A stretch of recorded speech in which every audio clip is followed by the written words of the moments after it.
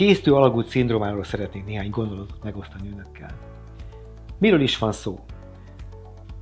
A csuklótájon, a tenyéri oldalon egy csontos vájulatban fut 9 hajlítóideg és egy nagyon fontos ideg, amely az első 3 ujjunk és a gyűrűsúlynak a 3-as ujj felé eső oldalának érzését látja el, valamint a tenár izomzatának bizonyos izmait mozgatórostokkal látja el.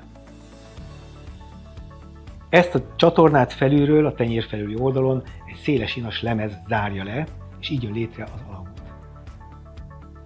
Valamilyen oknál fogva, aminek igazán okát nem tudjuk, ez a csatorna szűkké válik, nyomási tüneteket okozván az ideg működése romlik. Milyen panaszokat okoz?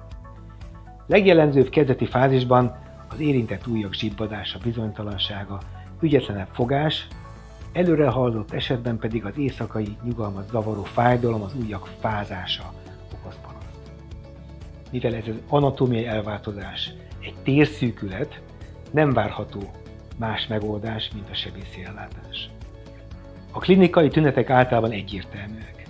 Műtét előtt minden esetben érdemes egy úgynevezett idegingerület vezetési sebességvizsgálatot végezni, amely pontosan meghatározza a szűkület, az idegre gyakorolt hatás helyét és főleg mértékét. Nem érdemes sokáig várni a beavatkozással, bár nem prognosztizálható, hogy milyen módon halad előre, nem szabad megvárni azt az időszakot, amikor az ideg végleges, már vissza nem fordítható károsodásokat szenved. Mint mondtam, végleges megoldás csak műtéti beavatkozástól várható. Megszüntethető az anatómiai szűkület, az ideg pályája szabaddá tehető. Ezt úgy gondolják el, mintha egy szűk kabát van az emberen, amit kigombol, és végre levegőhöz jut. Az ideg újra működik. Nagyon fontos, hogy az éjszakai fájdalom szinte már aznap megszűnik. Az érzés javulás az pár hetet igénybe vehet.